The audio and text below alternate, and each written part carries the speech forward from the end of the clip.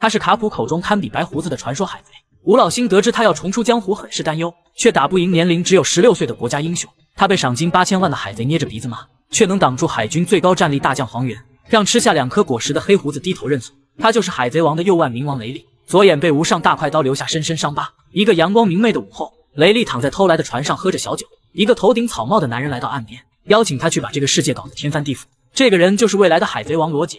38年前，他带着海贼团来到神之谷，当时天龙人正在那里举办狩猎活动，奖品是7个堪称神级的恶魔果实。洛克斯得到消息，也带着手下来到神之谷。海军、海贼、神之骑士团3股势力爆发大混战，最终卡普和罗杰联手将洛克斯彻底击败。雷利作为罗杰海贼团的2号人物，对手很可能就是年轻17的白胡子。左眼被无上大快刀从云切留下一道伤疤。洛克斯海贼团覆灭后，金狮子成立自己的飞空海贼团，在艾特沃尔集结了超过100艘舰船，邀请罗杰带着古代兵器给自己当小弟。双方爆发大规模混战。就在罗杰海贼团即将战败之际，爆发了一场大海啸，金狮子的飞空海贼团被大海吞没，雷利也沉入大海之中，被渔人小巴救回一条命。26年前的某座无名小岛，罗杰海贼团刚刚击溃一群海军，就遇到如日中天的白胡子海贼。双方爆发大规模混战，足足打了3天3夜。年少轻狂的马尔科飞过来就是一脚，被雷利用1根手指挡下。这大概就是王之副手与皇之副手的差距吧。2年前11位超新星齐聚香波地群岛，路飞成为那个最会惹事的人，一拳打飞天龙人查尔罗斯圣，导致大将黄猿骑着炮弹来给主子报仇。解决掉一群超新星后，黄猿把目标对准草帽一舞，直接给索隆来了一发镭射光线，然后踩在索隆的身上练习高抬腿。好在雷利在此刻出现，穿着拖鞋踹飞所谓的光色体。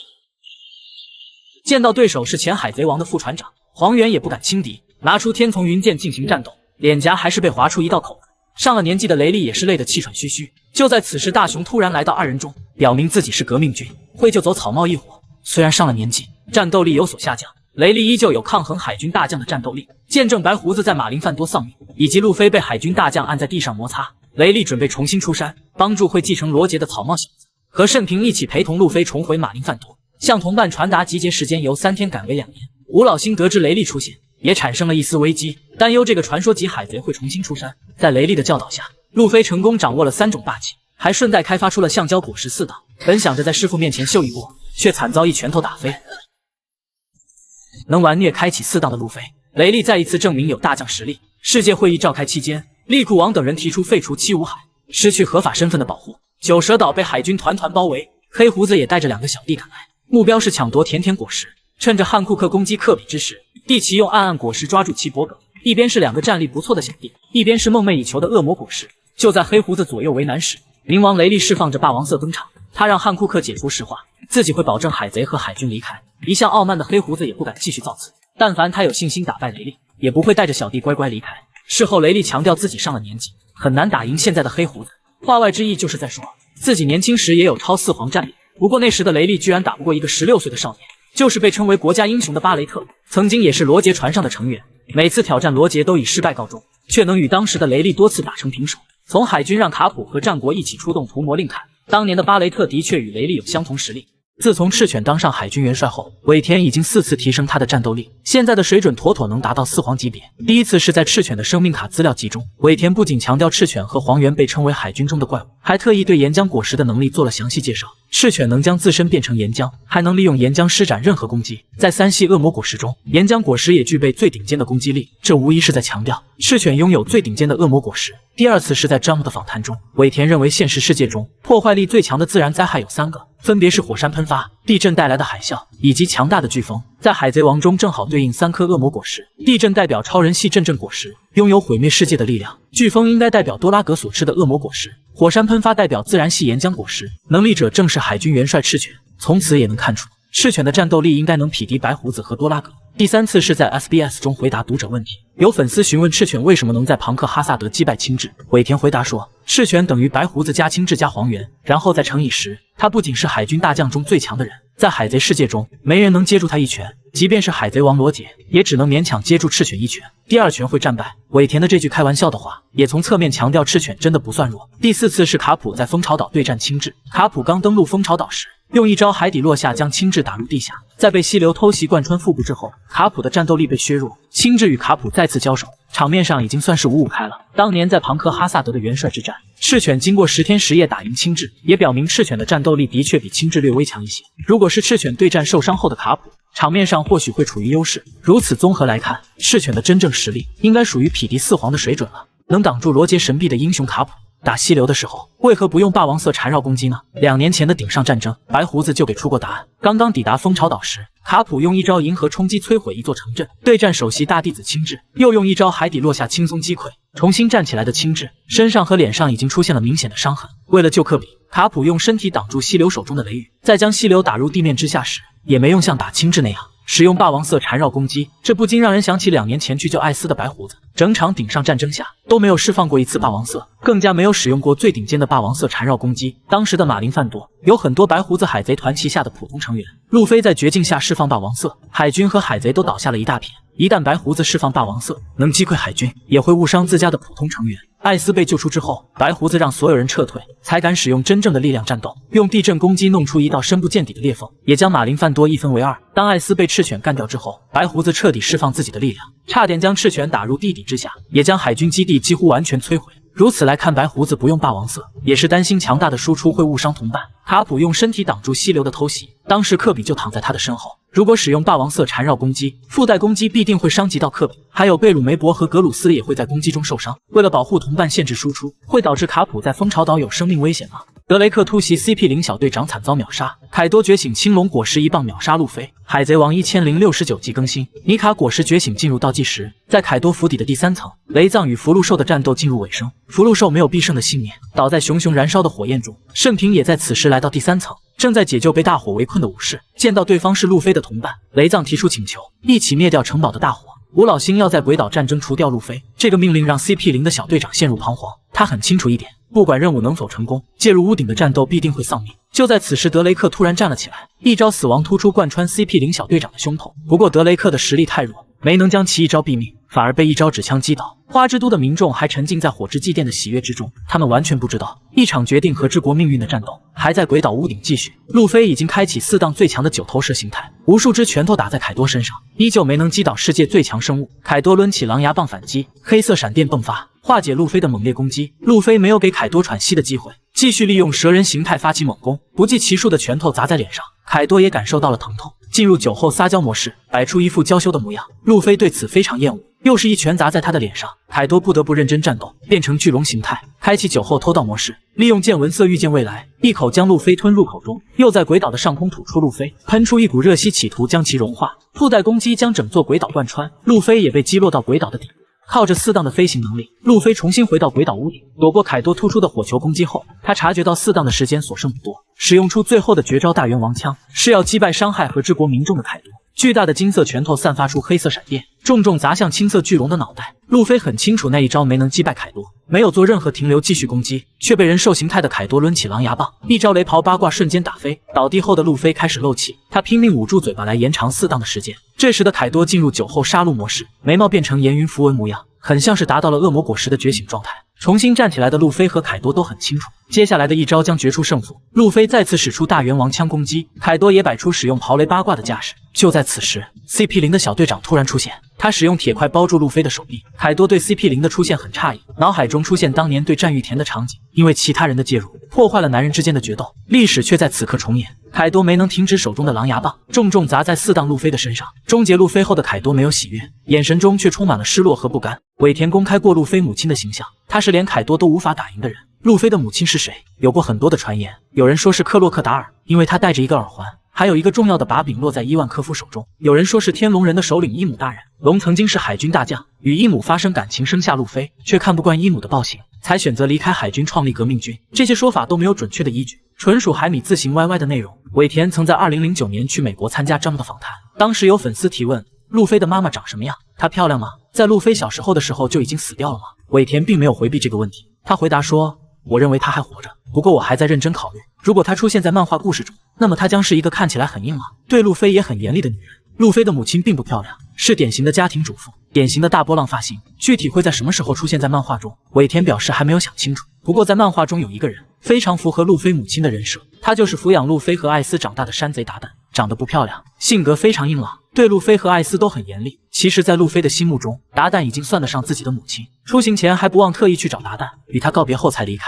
后来在《海贼王》SBS 第83卷中，尾田再次回答关于母亲的问题，与生气的妈妈对着干，就是拿自己的性命去乱拼，那可是全世界最强的生物，甚至比凯多还要强一些。尾田的这句话虽然是玩笑话，也能反映出路飞的母亲很严厉。海贼王的故事已经接近尾声，路飞的母亲即便出场，也不会有太多剧情，不过还是希望她能出现，解决海米心中的一个疑惑。海贼王1087话正式漫画已经更新，透明果实可以无视见闻色霸气，卡普被认定只有大将级别的战斗力。扉页中有艾斯登场，他在帮豚鼠烧洗澡水，还给另一只豚鼠点烟。在海军基地的某个角落，停放着2艘被拳头摧毁的军舰。布兰纽告诉赞高等人，这2艘军舰就是卡普和亲自练拳的军舰沙袋。镜头来到蜂巢岛，巨大战舰饿狼被卡普丢入大海之中，从脑袋上的包可以确定，饿狼一定被卡普狠狠揍了一顿。大酒桶乔特喝完酒后，朝着卡普喷出巨大的火焰，卡普立马抓起2个海贼，形成一道人墙阻挡火焰，又将燃烧着的海贼扔向城镇，吓得小海贼们四处逃窜。随后露出一副轻蔑的笑容，对乔特使用的招式略微鄙视。此时卡普的狗头军舰正停在港口准备起航，孔雀和达斯奇正在照顾被冰封的云雀。卡普带着科比等人一边战斗一边撤退，打算离开蜂巢岛。青雉却在此时站了起来，脸上有着明显的伤痕。卡普让科比和贝鲁梅博围绕在自己身边，命令他们快点登船离开，自己留下拦住所有敌人。就在此时，科比发现有海贼追杀美女，因此分神露出破绽。卡普也察觉到科比有危险，用身体挡住溪流的偷袭，腹部被长剑贯穿，却没用见闻色提前抓住溪流。难道说透明果实可以无视见闻色？卡普嘴角流血，露出一副痛苦的表情，勉强举起拳头发动攻击，一拳就将溪流砸入地面之下。溪流被打得嘴角流血，却露出一副小人得志的表情。这一幕让在场的所有人震惊。科比懊悔着向卡普道歉。见到卡普身受重伤，海贼们像打了鸡血一样发起猛攻。原来巴基给卡普定了30亿的赏金，等同一位海军大将。青雉也在此时发动攻击，他准备与卡普展开正面交战。此时青雉的脑海闪过一段回忆，刚加入海军的青雉整天想着拜师卡普来提升战斗力，却被拒绝。他模仿卡普用拳头击打军舰，期间不使用恶魔果实能力和武装色霸气。随着青雉一天天变强，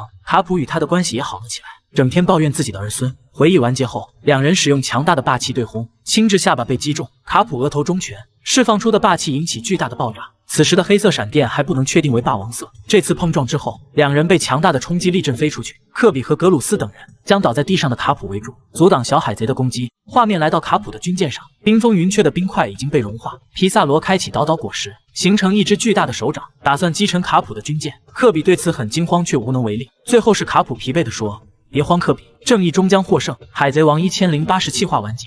下周不休刊，战国会在此时出现，摧毁皮萨罗的手掌吗？看到卡普在蜂巢岛受伤倒地，让海迷想起尾田曾说过的那句话：路飞会失去一位非常重要的人。当年艾斯在马林范多被赤犬干掉，让路飞认识到海贼世界的残酷，才会听从雷利的建议，让草帽团歇业2年提升实力。随后就在海米间流传一个说法，路飞在之后的冒险中还会失去一位重要的人。有人说是罗宾，他是唯一能读懂远古文字的人，不管是海军还是海贼都想得到他。和之国战争期间，凯多和大妈想要活捉罗宾，吴老星也命令 CP0 的成员必须抓住罗宾。现在鬼岛战争已经完结，罗宾依旧安全的活着。在漫画1087话中，卡普在蜂巢岛对战黑胡子海贼团，为了救科比被溪流偷袭受伤倒在地上，还对科比说了一句：“别慌张，正义会获得胜利的。”给人一种卡普留下遗言要归西的感觉。首先可以确定一点，卡普只是受伤倒地，还没有战败。亲自留守蜂巢岛的目的是不允许任何人带走科比。作为卡普的大弟子，自然也不会对恩师下毒手。溪流和其他几位黑胡子海贼团的干部并不强，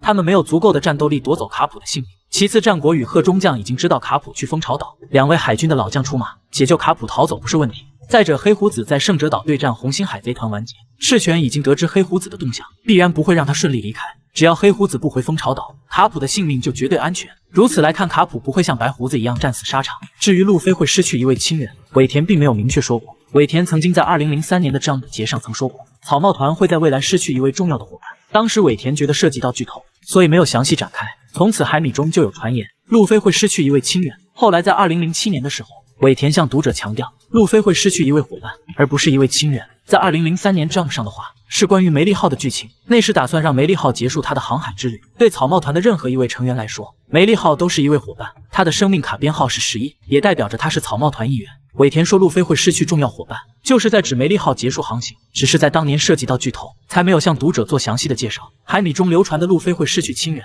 现在来看就是谣言。卡普在蜂巢岛受伤倒地，说他会丧命也只是一种猜测，并不是所谓路飞会失去亲人的伏笔。卡普在蜂巢岛的战斗还未结束，现在说他战败还为时过早。不管怎么样，都希望卡普能安全回到海军基地。青雉的一招霸王色缠绕解开4个谜团，吴老星对他的忌惮果然没有错，赤犬才是受委屈最大的那个人。谜团1：大将有没有霸王色得到确定，在所有大将的生命卡中，只有战国明确表示拥有霸王色。海军大将有没有霸王色一直没有准确定论，在漫画1087话中，青雉与卡普用霸王色缠绕对轰，基本可以确定海军大将也拥有霸王色。现在的新世界会霸王色的人不在少数，作为海军最高战力的大将，不会霸王色也不合理。绿牛被香克斯用霸王色麻痹身体，他是否拥有霸王色霸气就另当别论了。谜团2：姜黄同级的设定依旧成立。尾田曾表示大将与四皇的战力相差不大，不过海米却不认同姜黄同级的说法。在顶上战争，海军大将对战四皇白胡子，基本都落于下风，只有赤犬的表现尚可。遇到四皇香克斯后，赤犬也被吓得脸颊流汗。还有黄猿在剧场版红发歌姬中，更是被香克斯一招秒杀。从青雉会霸王色缠绕攻击来看，赤犬和黄猿应该也拥有这项顶级技能，毕竟赤犬有打断青雉一条腿的战斗力。如此来看，大将与四皇的差距不会太大。面对顶级四皇香克斯，大将的表现弱一些也算正常。谜团3：卡普能否拧下赤犬的脑袋？见到艾斯被杀，愤怒的卡普说要拧下赤犬的脑袋，也有不少海米认为卡普不具备这个实力。之前看到卡普一招海底落下打飞青雉，也认可了卡普拧下赤犬的脑袋不是吹牛逼。不过现在的青雉能用霸蝉与卡普对轰，也说明他的实力相比卡普差距并不会很大。当年卡普说能拧下赤犬的脑袋，只能说是一句愤怒的话，战斗力应该在赤犬之上，但是还没有达到秒杀赤犬的地步。此时应该还赤犬一个公道，这些年他受了太多委屈。谜团4：吴老星为何忌惮青雉加入黑胡子海贼团？顶上战争过后，赤犬与青雉大战了10天10夜，最终赤犬获胜，当上海军元帅。青雉辞职后加入黑胡子海贼团，吴老星对如此强大的战力成为敌人，表现出一种非常震惊和畏惧的态度。当初以为青雉掌握了很多海军的机密情报，这些信息会被海贼利用，吴老星才会那么紧张。现在来看，吴老星是单纯忌惮青雉的战斗力。黑胡子海贼团本来就是强者云集的团队，有从海底监狱第6层弄得来的凶恶伙伴，还有船长黑胡子拥有2颗恶魔果实。如果再加上顶级战力的前大将青雉，对海军来说的确是非常大的威胁。吴老星表现出畏惧的态度也是情理之中。青雉也会使用霸王色缠绕攻击。卡普遭溪流暗算重伤倒地。海贼王1087话第1波情报炸裂更新，英雄卡普即将走向生命的终点。本话的剧情全部发生在蜂巢岛，卡普一个人对战青雉与黑胡子海贼团全员。青雉吃下卡普一招海底落下后，并没有受到很严重的伤，他从地下爬了上来，继续与卡普展开1对1的战斗。面对昔日的恩师，青雉一边战斗一边回忆那段难忘的经历。当时青雉刚加入海军，整天跟着卡普抓海贼，两人也一起训练。他们用废弃的军舰当作练习对象，一拳就能摧毁一艘军舰。就在卡普与青雉对战的时候，溪流利用隐身果实发动偷袭，卡普为了保护科比和 Soul 成员，被溪流用刀砍中受伤。见到昔日的恩师受伤，青雉并没有手下留情，发动新一轮攻击。他将霸王色缠绕在拳头上，与卡普展开对轰，拳头之间的碰撞在蜂巢岛道发生巨大的碰撞。本话的结尾是卡普受到重伤倒在血泊之中，他用最后的力气告诉科比不要太担心，正义必定会胜利。从这场战斗我们可以确定，青雉拥有霸王色，其他大将也应该拥有。赤犬必定也会霸王色缠绕攻击，大将与四皇之间的差距被缩小，即便卡普受伤倒地，也不可能会丢掉性命。战国与贺婆婆正在赶往蜂巢岛，他们有实力救走卡普。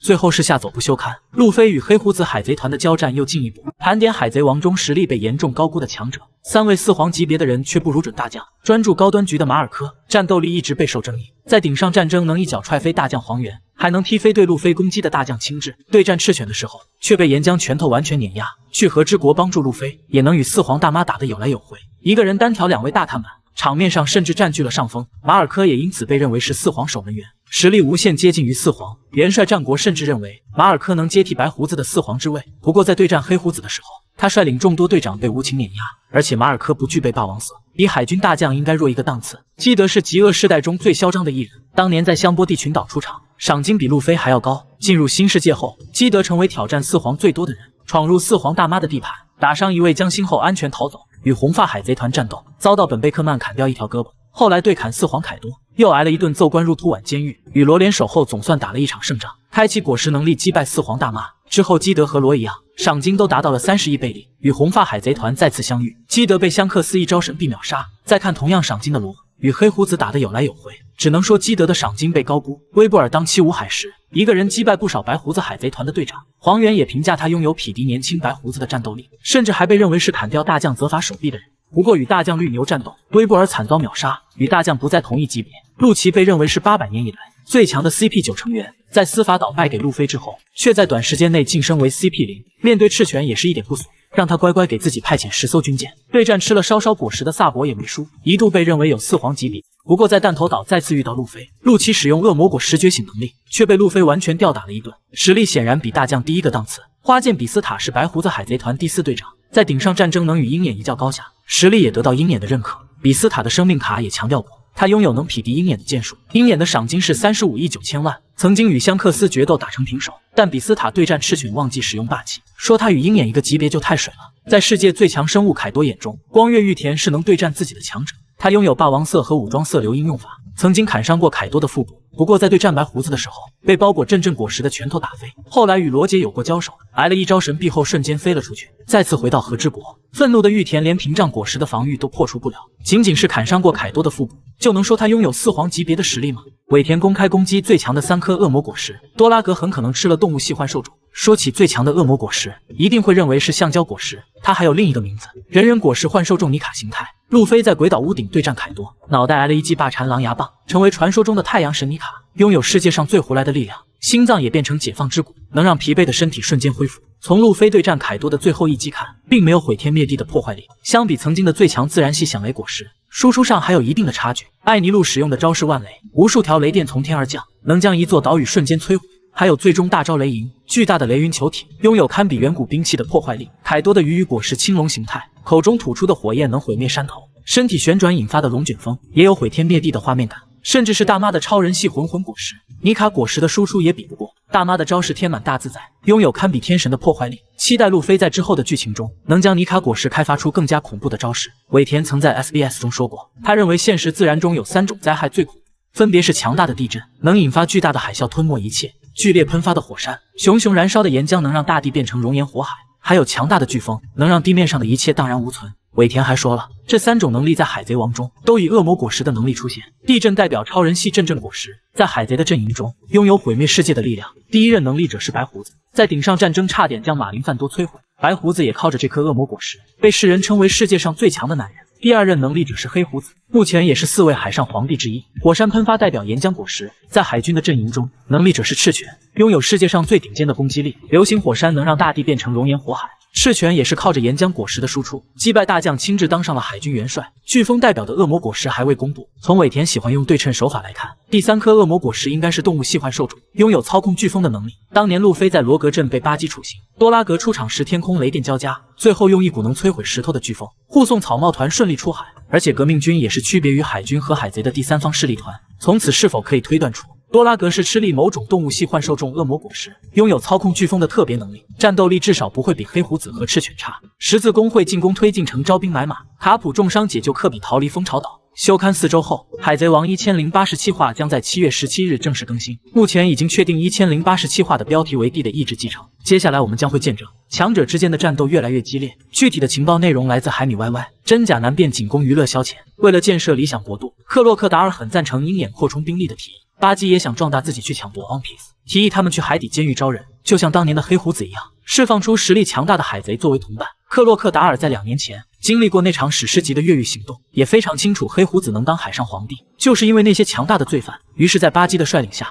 十字工会闯入海底大监狱，因为七武海制度废除，整个世界乱成一片。推进城没有充足兵力镇守，赤犬迫不得已派遣大将藤虎和绿牛去对抗十字工会。克洛克达尔与绿牛爆发战斗，森森果实被莎莎果实完全克制，绿牛在战斗中处于明显劣势，不过还没有被克洛克达尔击败。鹰眼与藤虎的战斗更为激烈，两人都是用剑的高手，不过在推进城狭小的空间内，藤虎无法施展重力果实，完全不是鹰眼的对手。画面来到蜂巢岛，卡普击退青雉后，告诉所有人，即便是他们的船长黑胡子归来，也会将他击败带走科比。溪流并没有理会卡普的话，利用隐身果实从背后发起偷袭，却被卡普用见闻色锁定，一招银河冲击砸在脑袋上昏晕过去。此时青雉也从地下爬了上来，打算用冰块将卡普瞬间冰封，却以失败告终。镇守风潮岛的大酒桶和恶阵王等人也加入了战斗。科比和 Sword 小队一起对抗黑胡子海贼团的杂兵，卡普一个人对战青雉，外加4位黑胡子海贼团的干部。一轮激战过后，我们能看到整个风潮岛被摧毁了一半，溪流和其他3位干部倒在血泊中，完全失去意识，一动不动。青雉还保持着一丝的清醒，已经失去继续战斗的能力。卡普也受了很严重的伤，连同 Sword 小队一起离开风潮岛。此时的圣地玛丽乔亚，神之骑士团的司令官费加兰德加林正在通话。电话虫的另一头，我们只能看到一个侧脸，与香克斯长得一模一样。费加兰德加林命令他必须在最短的时间内找到薇薇公主。伊姆大人已经下达命令，将所有的地之一族全部消灭。以上就是海迷自行歪歪的剧情，并不代表正式的漫画内容。如果剧情真的如此发展，一定会让粉丝们热血沸腾吧。为了提升艾斯的实力上限，尾田公开2条信息来证明，增加一场与幻兽种的战斗。艾斯在17岁出海后，立马成为超级新人。香克斯非常赞赏他的实力，差点把刀砍了过去。海军也很认可艾斯的战斗力，邀请他当七武海。不过在对战黑胡子的时候，艾斯的炎帝被黑暗吞没战败。在顶上战争，艾斯与青雉交手，招式互相抵消，不分胜负。对战大将赤犬的时候，艾斯的表现显得太过稚嫩，被赤犬的言语激怒，放弃逃跑，败在能燃烧火焰的岩浆之下。最后为了救发呆的路飞，身体被岩浆拳头贯穿丧命。整场战斗艾斯都没用霸气，也让人觉得他不会武装色。纵观2年后的战斗，随便一个小喽啰都会使用霸气。世界最强生物凯多也说了，霸气才是凌驾于一切的力量。为此，作者尾田在艾斯的小说中强调，艾斯对霸气修炼很有天赋，仅仅用了1天的时间，就掌握了武装色霸气的用法。顶上战争时期，霸气设定还不完善，也是误认为艾斯不会霸气的原因。后来在 SBS 中，有读者询问尾田，白胡子海贼团队长们的强弱，16位队长之中，是不是越靠前就代表战斗力越强呢？尾田很认真地回答说，所有队长的战斗力差别并不大，数字的大小不代表战斗力，数字越小也不代表实力越强。艾斯作为2番队长，战斗力应该和马尔科比斯塔一样。马尔科在顶上战争能一脚踹飞大将黄猿，为了救路飞也能一脚踢飞大将青雉，对战赤犬处于劣势。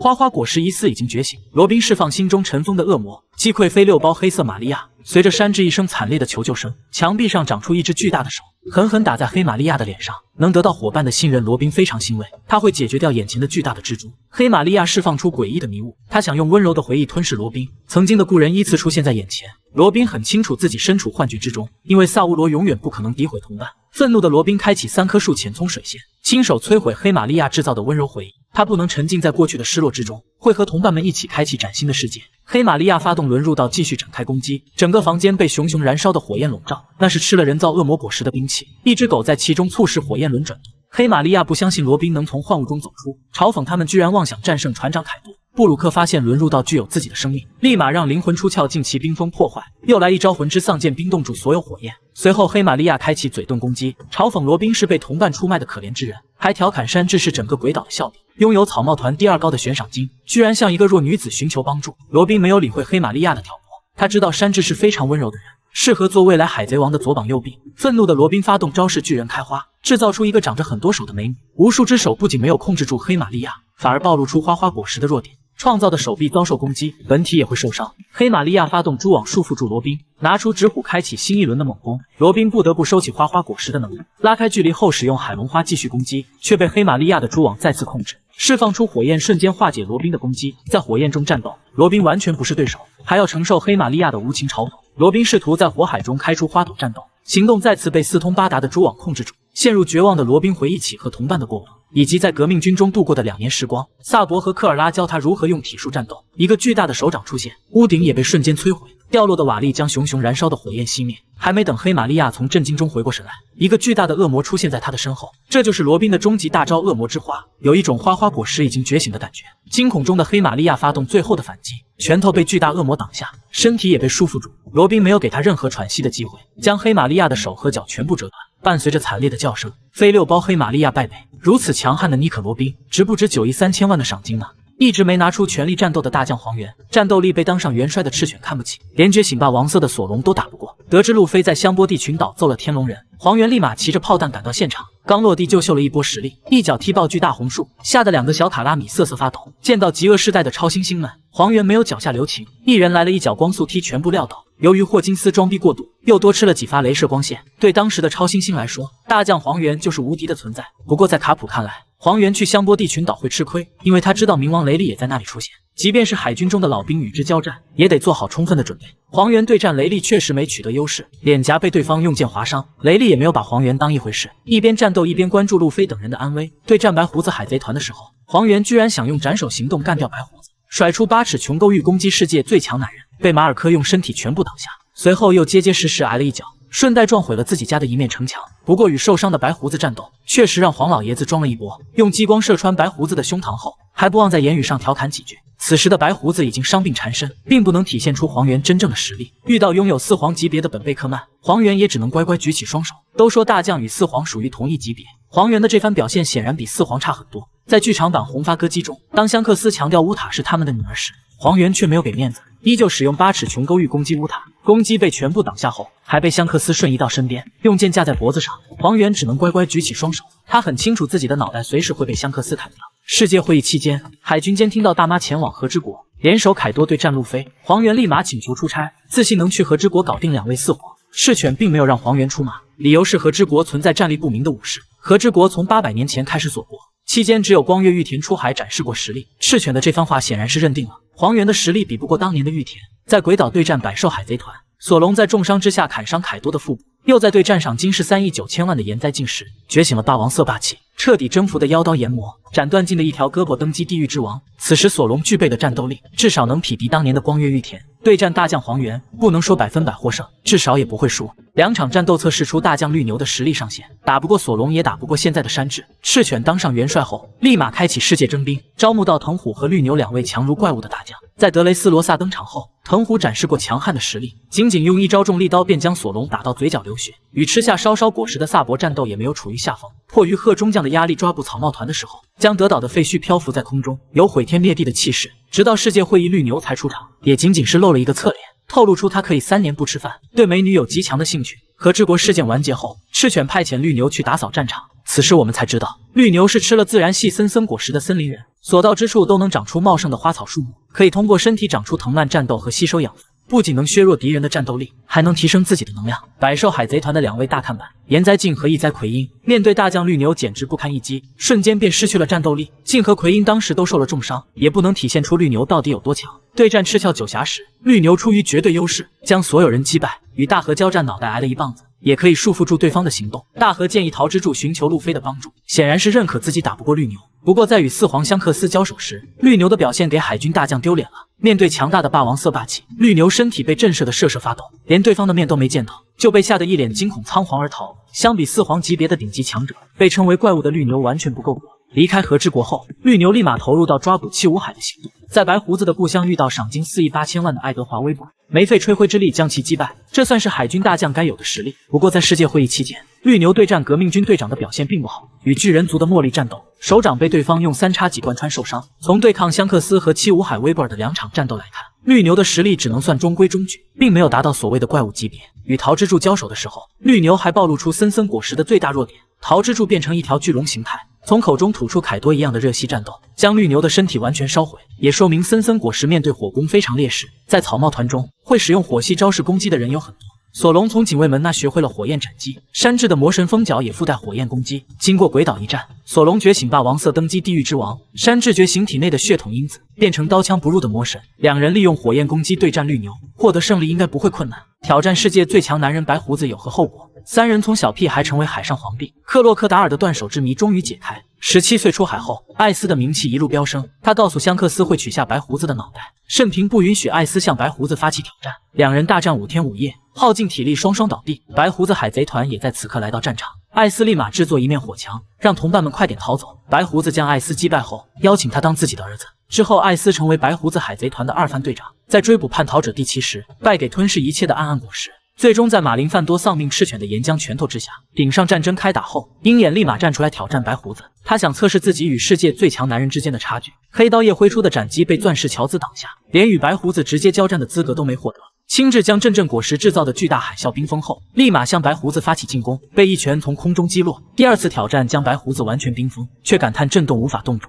随后便被钻石乔兹撞飞后吐血。黄猿企图用斩首战术干掉白胡子，8尺琼勾玉被不死鸟马尔科挡下，自己还挨了一脚撞坏一面城墙。见到白胡子受伤后，黄猿再次出手挑战，用激光射穿白胡子的胸膛，还不忘嘲讽几句。赤犬比青雉和黄猿都聪明一些，策反斯库亚德刺穿白胡子的胸膛，让他的实力减弱，才亲自出马战斗。趁着白胡子伤病复发，用岩浆拳头重创将其打伤。见到艾斯丧命，让白胡子彻底愤怒，拼尽所有力气也没能将赤犬干掉。凭借对抗白胡子海贼团的优异表现，赤犬被推荐接替战国当海军元帅。在庞克哈萨德与青雉大战10天10夜，打断青雉一条腿，成功当上海军元帅。之后抽着雪茄怒骂吴老星，胆子还真是不小。帝奇欺骗白胡子是渔民才得以上船，他想寻找梦寐以求的暗暗果实。见到萨奇得到暗暗果实，黑胡子立马将其干掉。之后招募到一群强者来到马林范多，目的是干掉白胡子，抢夺阵阵果实，却因为太过傲慢被抓住破绽，挨了一刀。